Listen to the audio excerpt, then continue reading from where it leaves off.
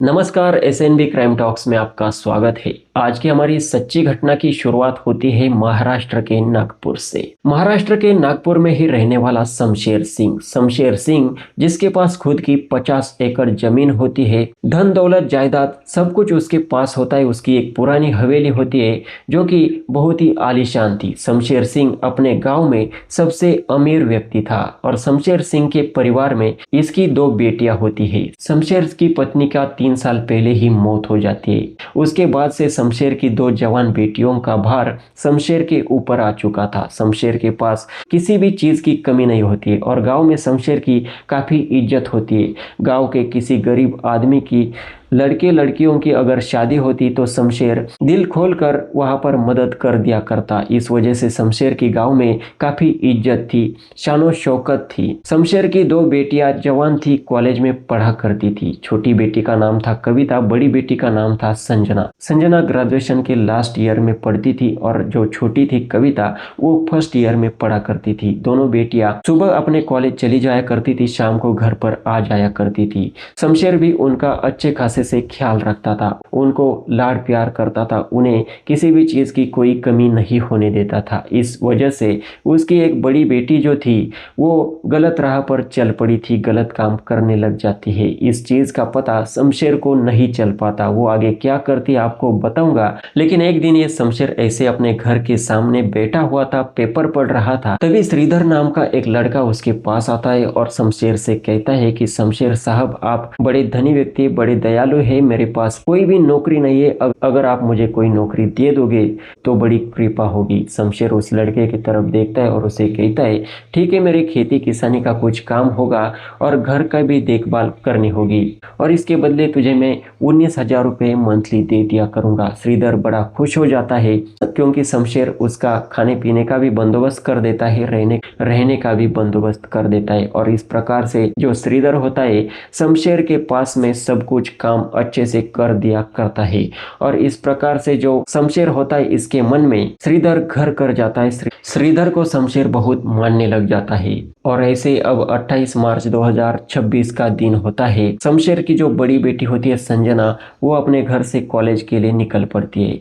जो संजना होती है इसका एक बॉयफ्रेंड होता है जिसका नाम होता है अमित। अमित के पास कॉल करती है, अमित कहता है कहाँ पर हो डार्लिंग, तो संजना कहती है कि मैं अभी तुम्हारे पास आ रही हूँ। अमित कहता है कि तुम भूल गई, आज मेरा बर्थडे है। संजना कहती है कि बिल्कुल टेंशन मत लो, आज तुम्हारा बर्थडे है और आज तुम जैसा कहोगे वैसा मैं करने के लिए तैयार हूँ, तुम जैसा कहोगे वैसा हम तुम्हारा बर्थडे सेलिब्रेट करेंगे। अमित के पास जाकर संजना पहुंचती है, दोनों मिलते हैं, दिन भर घूमते हैं और अमित कहता है कि आज शाम को कैसे भी करके तुम्हें तुम्हारे घर से आना पड़ेगा, होटल में एक रूम लेंगे और वहीं पर बर्थडे सेलिब्रेट करेंगे, पूरी रात एंजॉय करेंगे, सॉफ्ट ड्रिंक लेंगे, शराब लेंगे। संजना बिल्कुल हाँ कह देती है क्योंकि संजना और अमित का 3 साल से ये रिश्ता था, गलत रिश्ता था, प्यार था। और इस प्रकार से संजना अमित के पास से घर पर चली आती है और शाम के 6 बजे अपने पिता शमशेर को कहती है कि आज मेरी सहेली का बर्थडे है और मेरी सहेली के बर्थडे पर बहुत सारी सहेलियां आने वाली है, उसका बर्थडे धूमधाम से मनाने वाले हैं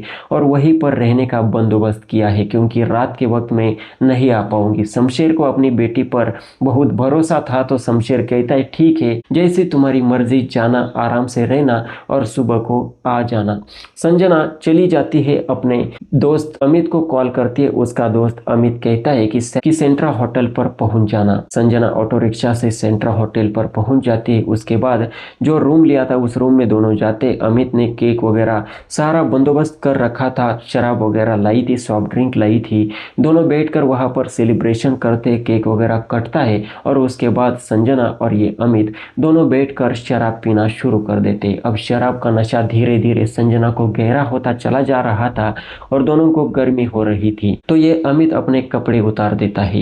बाद में ये संजना भी अपने कपड़े उतार देती है और दोनों में नजदीकियां हो जाती है, दोनों गलत काम करने लग जाते हैं। उस होटल में दोनों रात भर वो गलत काम को अंजाम देने वाले थे लेकिन आज दोनों की किस्मत खराब थी। जैसे ही 2 बज जाते हैं उस होटल में रेड पड़ जाती है, पुलिस सारे लोगों को देखती है और जैसे ही इन दोनों के रूम में घुसती है दोनों शराब के नशे में डूब चुके थे। आपत्तिजनक अवस्था में पुलिस दोनों को देखते ही गिरफ्तार कर लिया जाता है, पुलिस स्टेशन ले जाया जाता है। दोनों से जब पूछताछ होती है तो अमित के बारे में, घर वालों के बारे में उसकी डिटेल लेते हैं और संजना के बारे में जब डिटेल लेना शुरू करते हैं तो संजना सोचती है कि मेरे पिता की मेरे गांव में बहुत इज्जत है, मेरे पिता का नाम बता दूंगी तो मेरे पिता की काफ़ी बदनामी होगी। तो ये संजना पुलिस को बताने के लिए तैयार ही नहीं हो रही थी, लेकिन जैसे ही लेडीज़ पुलिस कांस्टेबल ने उसे पकड़ा और उसकी अच्छे से स्वागत किया तो संजना सब कुछ बताने के लिए तैयार हो जाती है। शमशेर सिंह का मोबाइल नंबर पुलिस को दे दिया जाता है। पुलिस जैसे शमशेर के मोबाइल पर कॉल करती है, सुबह के 6 बज रहे थे, शमशेर नींद में ही सोया हुआ था। जैसे ही कॉल उठाता है, सामने से कहते कि हम पुलिस स्टेशन से बात कर रहे हैं और आपको जल्द से जल्द पुलिस स्टेशन आना होगा। शमशेर डर जाता है और डर कर वैसे ही पुलिस स्टेशन जाकर के पहुंचता है। जैसे ही वो पुलिस स्टेशन जाता है, शमशेर देखता है उसकी बड़ी बेटी संजना किसी गैर मर्द के साथ बेशर्मों की तरह मुंडी नीचे करके खड़ी है। शमशेर सब कुछ समझ जाता है, पुलिस वालों के हाथ पैर पकड़कर उनसे माफ़ी मांगता है। वहाँ पर सेटलमेंट होता है और अपनी लड़की को छुड़ा लेता है, अपनी बाइक पर बैठाता है और अपने घर पर ले आता है। लेकिन जो संजना होती वो रोती अपने पिता से माफ़ी मांग रही थी, फिर भी जो शमशेर था उसकी इज्जत चली जाती है, वो बिल्कुल अपनी बेटी की सुनने के लिए तैयार नहीं होता। शमशेर दिन भर यही सोचता है कि मैंने मेरे बेटियों पर बहुत लाड प्यार किया, लेकिन मेरी बेटियों ने ही मेरी इज्जत को उछाल कर फेंक दिया। अब शमशेर पूरा दिन सोचता रहता है, रात में भी उसे नींद नहीं आती। जैसे दूसरा दिन होता है, शमशेर सोच लेता है कि दोनों लड़कियों की शादी कर देनी चाहिए, क्योंकि दोनों लड़कियां 18 प्लस हो गई है और जो बड़ी है वो ज़्यादा जवान हो चुकी है। शमशेर अब दोनों बेटियों के लिए रिश्ता ढूंढना शुरू कर देता है और उसे 8-15 दिन घूमने के बाद अच्छे से रिश्ते मिल जाते हैं। दोनों बेटियों की शादी वो फिक्स कर देता है और शादी के लिए अब पैसा भी खर्च करना पड़ेगा, इसलिए शमशेर बैंक में जाकर 11 लाख रुपए लेकर के आता है और सोने के गहने भी लेकर के आता है। ये सारा कारनामा उसका जो नौकर था श्रीधर ये देख रहा था। उसे सब कुछ पता चल रहा था कि शमशेर के घर में क्या कुछ हो रहा है, लेकिन नौकर ने शमशेर का दिल जीत चुका था और इस वजह से शमशेर भी नौकर के सामने सारी बातें किया करता था। अब शमशेर भी खुश रहने लग गया था, क्योंकि उसकी दोनों बेटियों की शादी फिक्स हो गई थी और दोनों बेटियां अपने ससुराल जाने वाली थी। इस वजह से शमशेर बेटियों के साथ अच्छे से बातें करने लग जाता है और ऐसे ही दिन गुजर जाते हैं। 28 अप्रैल 2026 का दिन होता है। शमशेर शाम के 4 बजे अपने घर के बाहर बैठा होता है।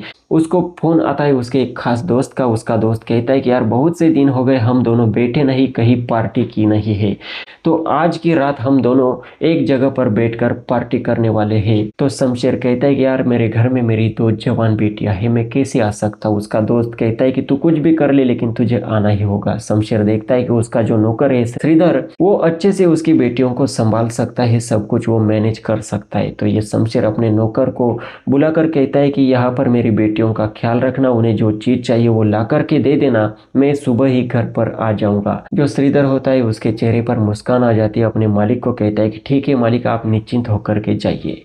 और उसके बाद शमशेर सिंह अपनी कार निकालता है और अपने दोस्त के पास चला जाता है। और जैसे ही शाम के 7 बज जाते हैं तो जो कविता और संजना होती है अपने नौकर को आवाज देती है और उसे कहती है कि बाजार में जाकर चिल्ली पोटैटो लेकर के आओ। चिल्ली पोटैटो एक फास्ट फूड होता है। नौकर हाँ बोल देता है और वहां से चला जाता है। बाजार से वो चिल्ली पोटैटो लेता है और उसके बाद ये जो नौकर होता है एक मेडिकल शॉप पर जाता है, नींद की गोलियां लाता है, चूर्ण बनाकर उस चिल्ली पोटैटो में मिक्स कर देता है और पैक करके इन दोनों लड़कियों को लेकर के दे देता है। संजना और कविता बड़े आनंद से वो चिल्ली पोटैटो खाते, जैसे ही खाना खा लेती उन्हें काफ़ी गहरी नींद आ जाती है, दोनों ही वहाँ पर सो जाती है। अब जो नौकर श्रीधर था उसका रास्ता बिल्कुल साफ हो चुका था, उसे घर के बारे में सब कुछ पता था। वो प्लानिंग के तहत अपने 2 दोस्तों को कॉल करके घर पर बुला लेता है। दोनों दोस्त अपने चेहरे पर मास्क लगाकर आते हैं और तीनों लोग मिलकर जो भी पैसा वहाँ पर रखा था वो सारा पैसा नकद ले लेते हैं, गहने ले लेते हैं।